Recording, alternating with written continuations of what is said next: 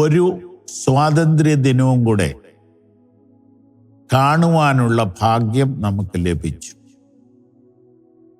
സ്വാതന്ത്ര്യം എത്ര മനോഹരം!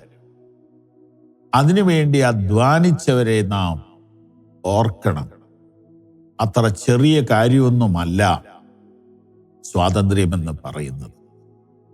ഒരാളോ രണ്ടു പേരോ ഒരു രാഷ്ട്രീയ പാർട്ടിയോ മാത്രം അധ്വാനിച്ചുണ്ടായതല്ല ഭാരതത്തിൻ്റെ സ്വാതന്ത്ര്യം. അതിനുവേണ്ടി ജീവൻ കൊടുത്ത മഹാത്മാക്കളെ ഓർക്കുന്നു, സല്യൂട്ട് ചെയ്യുന്നു. അതിനുവേണ്ടി ജയിലിൽ കിടന്നവരും തല്ലുകൊണ്ടവരും രക്തമൊഴുക്കിയവരുമായ മനുഷ്യരുടെ മുമ്പിൽ നമിക്കുന്നു. ആരാധിക്കുകയല്ല, ബഹുമാനിക്കും. ഈ സ്വാതന്ത്ര്യ ദിനത്തിൽ ചില ചിന്തകൾ നമ്മുടെ മനസ്സിലേക്ക് വരട്ടെ. ഇന്ന് നമ്മുടെ രാജ്യത്ത് സ്വാതന്ത്ര്യം കുറഞ്ഞു വരികയാണോ?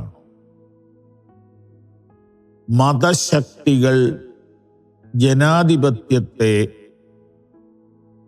കാർന്ന് തിന്നുകയാണോ? ഞാൻ എന്ത് തിന്നണം, എന്ത് കുടിക്കണമെന്ന് ചിലർ തീരുമാനിക്കുന്ന അവസ്ഥ വന്നാൽ ഞാൻ അടിമത്തത്തിലേക്ക് പോയില്ലേ? ഞാൻ എന്തുടുക്കണമെന്ന് ഗവൺമെന്റ് പറഞ്ഞാൽ അത് അടിമത്വമല്ലേ? ഞാൻ ഏത് ഭാഷ പറയണമെന്ന് എനിക്ക് സ്വാതന്ത്ര്യമില്ലേ? ഇതിനെ നാം സംരക്ഷിക്കണം.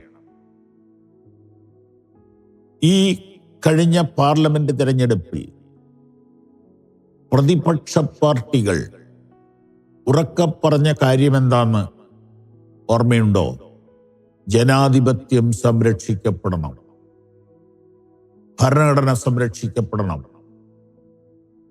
അത് ഈ പ്രാവശ്യത്തെ പാർലമെന്റ് സമ്മേളനത്തിൽ അത് തിളങ്ങി വിളങ്ങി കാണാനിടയായി. എല്ലാവരും ഒരു മനസ്സോടെ സ്വാതന്ത്ര്യത്തെ സംരക്ഷിക്കണം.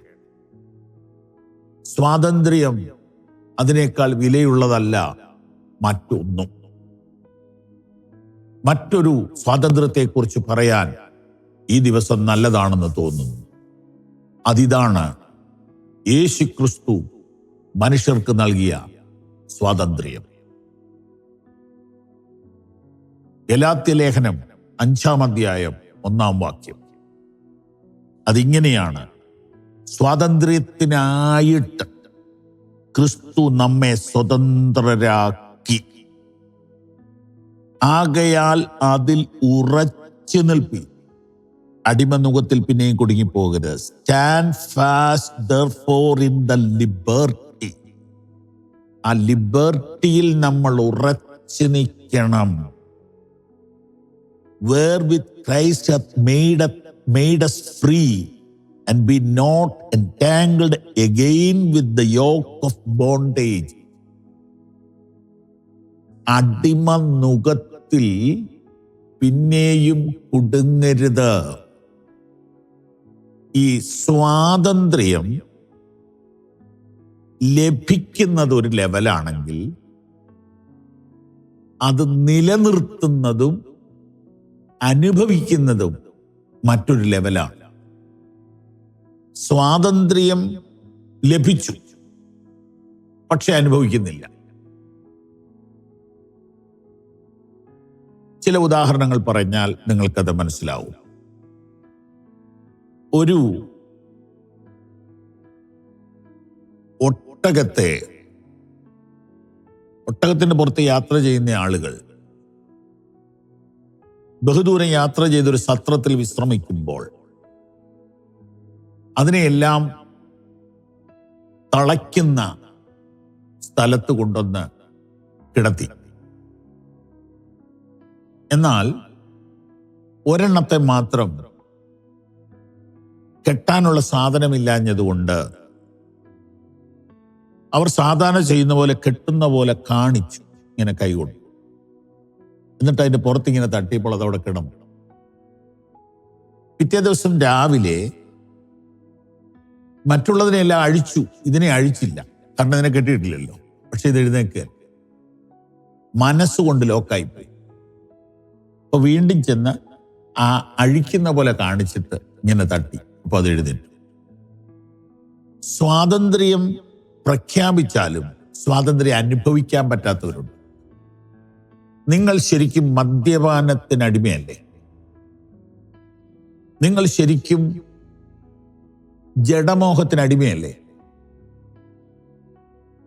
നിങ്ങൾ ശരിക്കും ദ്രവ്യാഗ്രഹത്തിനടിമയല്ലേ? ആണോ? ആണെങ്കിൽ നിങ്ങൾ സ്വാതന്ത്ര്യം അനുഭവിക്കുന്നില്ല. അതാണ് എൻ്റെ വിഷയം. സ്വാതന്ത്ര്യം അനുഭവിക്കണം, എൻജോയ് ചെയ്യണം. അതാണ് വാക്ക്. സ്വാതന്ത്ര്യത്തിനായിട്ട് ക്രിസ്തു നമ്മെ സ്വതന്ത്രരാക്കി.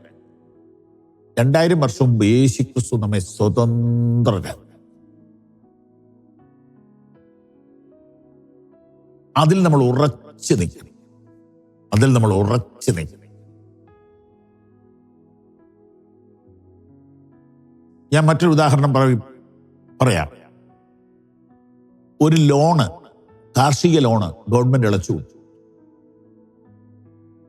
പക്ഷേ ഗ്രാമീണ കർഷകൻ ഇത് അറിയുന്നില്ല. ഈ ലോൺ അനുവദിക്കാനൊക്കെ സഹായിച്ച ബ്ലോക്കിലെ ഒരു ഉദ്യോഗസ്ഥനുണ്ട്, ഗ്രാമസേവകൻ. ഇദ്ദേഹം അവിടെ ചെല്ലും. ലോൺ അടച്ചില്ലല്ലോ, അടയ്ക്കേണ്ട സമയം കഴിഞ്ഞു. അപ്പോൾ കർഷകനൊരു വാഴക്കൊല വെട്ടിക്കൊടുക്കും. അതുകൊണ്ട് ഇവൻ പോകും. വീണ്ടും ചെല്ലും, കുറെ നാൾ കഴിയും. ഒടുവിലെല്ലാം തീർന്നു. കർഷകൻ നിരാശനായി മലയിൽ നിന്ന് താഴെ ഇറങ്ങി വഴിയിൽ വെച്ചൊരു അധ്യാപകനെ കണ്ടു. സങ്കടം പറഞ്ഞപ്പോൾ അധ്യാപകൻ പറഞ്ഞു, ആ ലോൺ ഗവൺമെന്റ് ഇളച്ചു കൊടുത്തല്ലോ, ഇനിയും ഗ്രാമസേവകൻ വരികയാണെങ്കിൽ എൻ്റെ അടുത്തേക്ക് വിട്ടായിരുന്നു. അന്ന് തീർന്നു ആ പ്രശ്നം. ഇന്ന് വരെ നിങ്ങൾ സ്വാതന്ത്ര്യം അനുഭവിക്കുന്നില്ലെങ്കിൽ ഈ സ്വാതന്ത്ര്യ ദിനത്തിൽ യേശുവിൻ്റെ നാമത്തിലുള്ള സ്വാതന്ത്ര്യം നിങ്ങൾ അനുഭവിക്കണം, എൻജോയ് ചെയ്യണം, നിലനിൽക്കണം. സ്വാതന്ത്ര്യത്തിനായിട്ട് ക്രിസ്തു നമ്മെ സ്വതന്ത്രരാക്കി. ആകയാൽ അതിൽ ഉറച്ചു നിൽപ്പീ, അടിമനുഖത്തിൽ പിന്നെയും കുടുങ്ങരുത്. God bless you. Happy Independence Day. ഈ സന്ദേശങ്ങൾ നിങ്ങൾക്ക് തുടർച്ചയായി ലഭിക്കുവാൻ പവർ വിഷൻ ടിവിയുടെ സാമൂഹിക മാധ്യമങ്ങൾ സന്ദർശിക്കുക.